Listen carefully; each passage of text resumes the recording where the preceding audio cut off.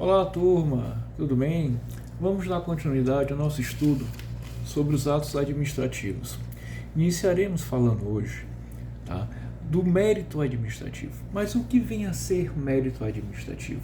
Turma, o mérito administrativo nada mais é do que a possibilidade, tá, que a administração pública tem de valorar, tá, os critérios de conveniência, oportunidade e conteúdo do ato administrativo. Então, mérito administrativo é a possibilidade que a administração pública tem de valorar os critérios de conveniência, oportunidade e conteúdo do ato administrativo. Aqui, turma, é interessante, tá? Nós fazemos uma pequena observação. Ivo, que observação é essa? Seguinte, turma, nós só poderíamos falar em mérito administrativo, tá, diante do ato discricionário.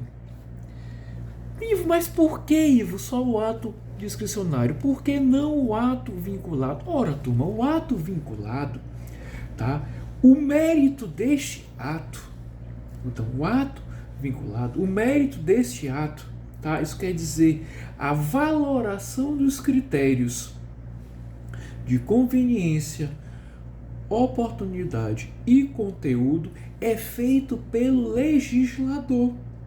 É ele, legislador, que irá determinar, tá, o que a administração pode ou não fazer.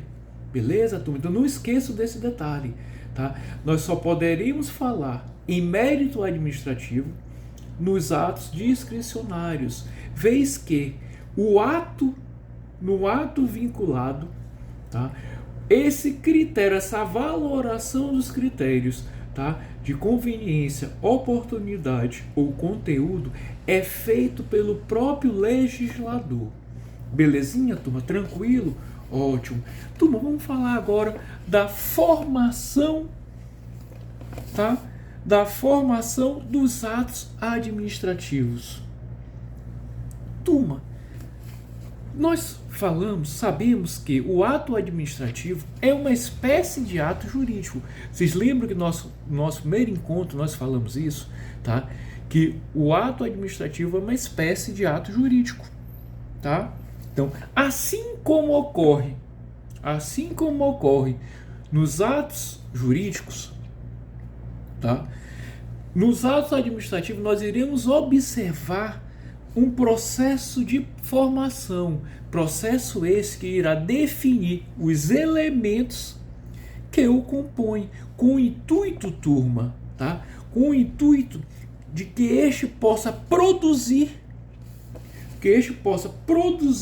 os efeitos almejados, tá?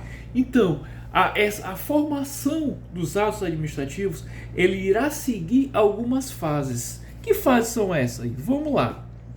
A fase da perfeição, a fase da validade, a fase da eficácia, tá? E a fase da eficácia. São 3 fases. Repetindo, tá? A fase da perfeição, a fase da validade e a fase da eficácia. O que vinha a ser essa fase, Ivo, da perfeição? Ora, turma, essa fase da perfeição, tá, é a característica do ato que concluiu o seu ciclo de formação. Isto é, turma, ele atendeu todos os trâmites previstos na própria legislação para que ele possa surgir. Isso é a perfeição. A segunda fase, a fase da validade. Essa fase, turma, nada mais é, ela corresponde, tá, ao atendimento de todas as exigências legais para a edição deste ato. Significa o quê, Ivo? O que é que significa isso que você acabou? Significa dizer, turma, tá, que essa validade se dará quando o processo de formação guarda compatibilidade com o ordenamento jurídico, está de acordo com o ordenamento jurídico. Então podemos dizer nesse caso que o ato está válido, é válido. E a terceira fase, turma, da eficácia, significa o quê? Olha, turma, a eficácia nada mais é do que a aptidão, que esse ato tem de produzir efeitos no mundo jurídico imediatamente. Então, quando eu digo que um ato administrativo tem eficácia, é porque ele está apto a produzir, tá? Ele está apto a produzir os efeitos jurídicos, tá? Os efeitos no mundo jurídico de maneira imediata. Tranquilo, turma? Belezinha? Tá? Aqui, turma, cabe nós dizermos, tá, que esses efeitos, tá, produzidos, eles irão produzir efeitos próprios e efeitos impróprios, tá? Então, os atos poderão produzir efeitos próprios, também chamados de naturais, ou impróprios, chamados de anormais. Belezinha, turma? Ótimo. Turma, quais são os atributos do ato administrativo? Nós temos 4 atributos do ato administrativo. Quais são, turma? A presunção de legitimidade e veracidade. Tá? Então, o primeiro, tá, atributo do ato administrativo é a presunção, tá, de legitimidade e veracidade. A imperatividade é o segundo atributo. O terceiro atributo, turma, é a exigibilidade, tá? É a exigibilidade ou autoexecutoriedade e a tipicidade, tá? E a tipicidade. Vamos lá. Então, nós temos quatro atributos: a presunção de legitimidade e veracidade, a imperatividade, a exigibilidade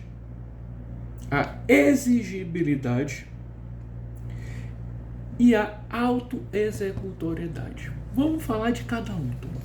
Primeiro atributo, princípio, é o atributo da presunção de legitimidade e veracidade. O que significa isso, turma?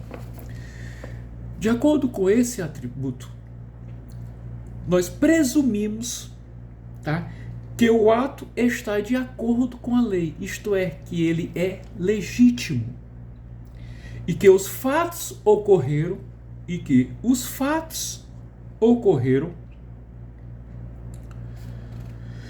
de forma como foram descritos pelo agente. Então vamos lá.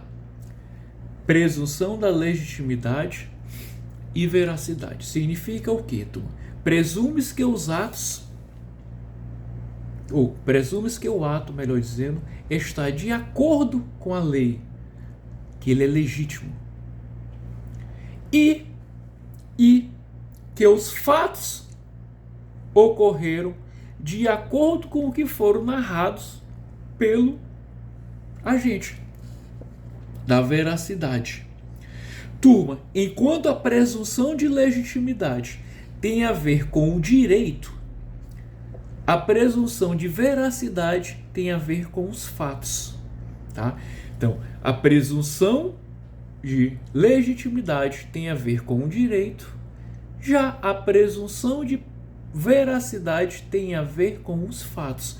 Ressalto aqui, turma, que essa presunção é relativa, tá? É iuris tantum, tá? Então, a presunção não é absoluta, ela é relativa, é iuris tantum. Belezinha, turma?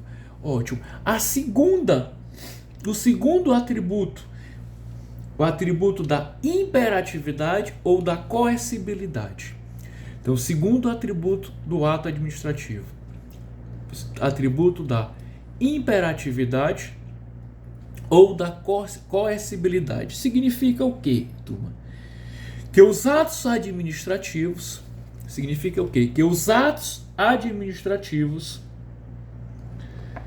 devem ser observados independentemente da vontade do administrado, independentemente da anuência, da concordância do administrado.